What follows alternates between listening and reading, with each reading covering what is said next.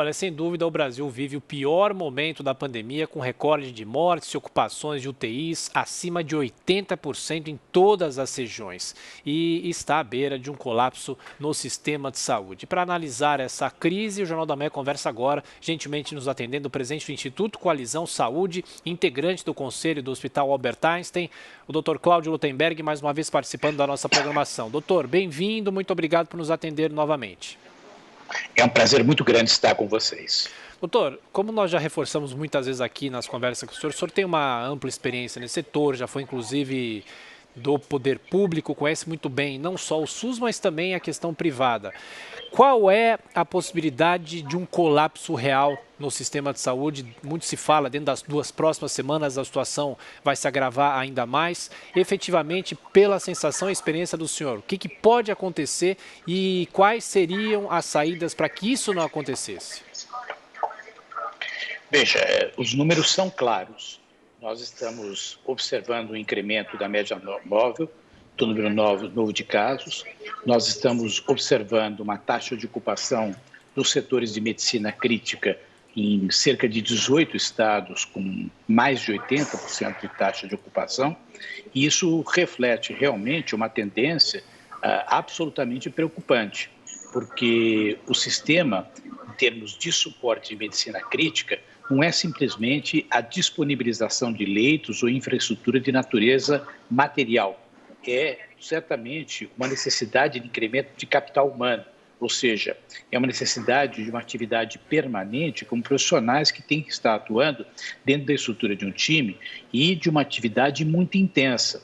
Então, essa possibilidade ela é real. Nós sabemos que mesmo o estado de São Paulo, que é um estado que tem uma infraestrutura mais robusta, está apresentando níveis preocupantes de taxa de internação, tanto nos hospitais privados quanto nos hospitais públicos, e eu acho que se a gente não tomar algumas medidas no sentido de...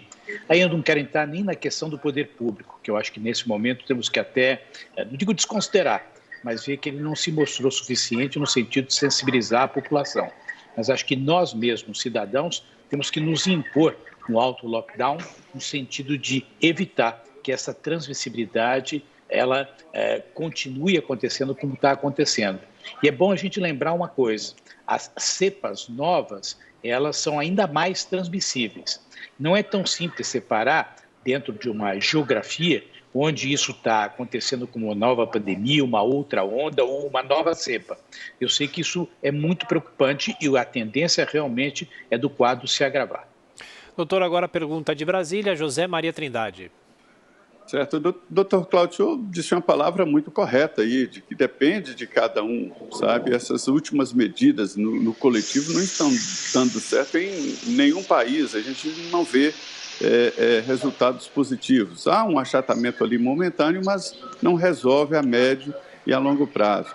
Mas a impressão que eu tenho é que há uma centralização de atenções nas UTIs. É só UTI, doutor Cláudio?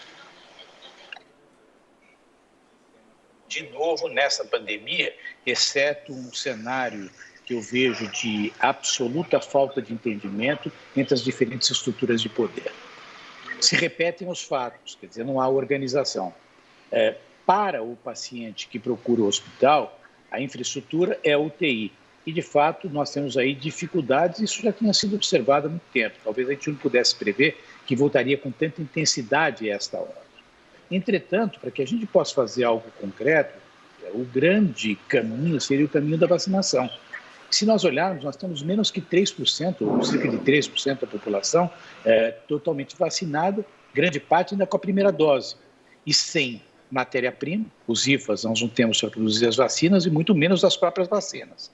Quer dizer, uma falta de movimentação naquilo que eu já chamei da necessidade da política da diplomacia da vacina. Quer dizer, se a gente não se aproximar dos países que têm a possibilidade de poder estar nos apoiando, aí não digo os países, mas as companhias, as fábricas, quer dizer, tem vacina chinesa, vacina indiana, russa, né? Nós precisamos estar trabalhando um pouco mais para garantir o aporte dessas vacinas, né? E tentar, durante esse período em que nós estamos vacinando, segurar as pessoas em relação ao contato humano. Uma pena, né? Porque o Brasil tem uma capacidade de vacinação que poucos países têm. Tá? Se a gente comparar o Brasil com outros países, nós somos diferenciados no limite mais alto. Quer dizer, a gente poderia estar fazendo, são 36 mil postos que estariam aptos a estar participando de um processo de vacinação. Mas pouco se faz, se exige, se nega o acesso do setor privado, que tem mais flexibilidade no sentido de poder contratualizar e comprar, quer dizer, todas as amarras. E a experiência que eu tenho na área pública realmente ela é muito clara, quer dizer, a gente não está dizendo aqui nem da questão da transparência, mas o processo é mais lento. Então, eu acho que a gente precisaria ter aí tomado algumas atitudes, o governo, principalmente federal, comprar o desafio da vacinação para poder acelerar. E, enquanto isso, impor um lockdown realmente rígido, autocomportamental e, se necessário, aí sim, até por ações e determinações das estruturas de governo. E, doutor, gostaria de entender a real grau da preocupação com relação às vacinas que o Brasil vem adquirindo não serem eficazes contra as novas cepas. E entender um pouco, essas novas cepas são responsáveis até que ponto pelo panorama atual da pandemia no nosso país? Olha, ninguém sabe responder exatamente se são resistentes ou não. Parece que elas não são resistentes. O problema está na administração das vacinas que serviriam. O problema das novas cepas é que elas são mais transmissíveis e que produzem formas mais agressivas, com maior replicação dentro dos organismos. Esse é o ponto em relação às novas cepas. A grande limitação, de novo, quer dizer, eu quero insistir com vocês que estão aqui, porque passa a ser um instrumento de pressão. Quer dizer, se não houver um entendimento, uma clareza, um convencimento, uma participação direta da liderança mais representativa do país em relação às vacinas, a gente não vai avançar. Eu tenho citado sempre o exemplo do Estado de Israel. Lá o primeiro-ministro assumiu a questão da vacina como sendo uma plataforma individual. Não tem conotação política. O fato é o seguinte, que eles vacinaram 75%, 80% das pessoas em praticamente um mês e meio. É um país menor, mas não tem infraestrutura de vacinação e a tradição que o Brasil tem dentro do seu Programa Nacional de Vacinação. Então, eu acho que aqui tem uma questão muito clara de pressão da sociedade civil para que o governo, de fato, tome as medidas que são urgentemente necessárias. Doutor Cláudio, para a gente fechar, o senhor falava na resposta para o Zé Maria sobre a possibilidade do setor privado comprar efetivamente as vacinas. Tem toda essa discussão se as empresas poderiam entrar nessa possibilidade de compra para vacinar já funcionários. De que maneira que isso funcionaria? O que se compra vai para o governo ou a metade é doada para o governo? Como é que o senhor acha que pode ser a melhor forma de se fazer isso? Olha, isso é tão fácil de ser feito. Basta criatividade, basta bom senso, basta sensibilidade, basta organização. Agora, antes de tudo, tem que decidir e permitir que o setor privado vá às compras. Aliás, não tem nada errado em relação a isso. Primeiro que 25% da população já é atendida pelo financiamento de natureza privada. Se esse setor privado se incumbisse desses 25% da população, desde que não concorresse com a população do Sistema Único de Saúde, nós já estaríamos trazendo uma grande contribuição na busca da assim chamada imunidade em rebanho.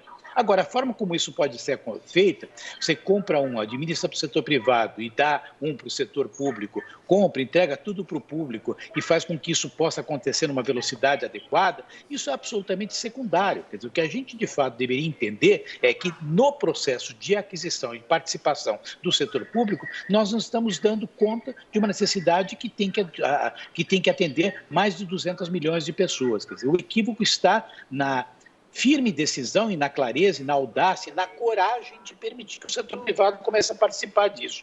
Lá o cidadão quer saber se é o público ou se é o privado, ele quer ser vacinado. E isso é que está, de certa maneira, impedindo que a gente pudesse estar, certamente, numa porcentagem muito maior de pessoas já vacinadas no nosso país. Dr. Cláudio Lottenberg, do Hospital Israelita Albert Einstein, mais uma vez, obrigado pela atenção, pela gentileza. Voltaremos a nos falar. Bom dia de trabalho. Até a próxima. Muito obrigado.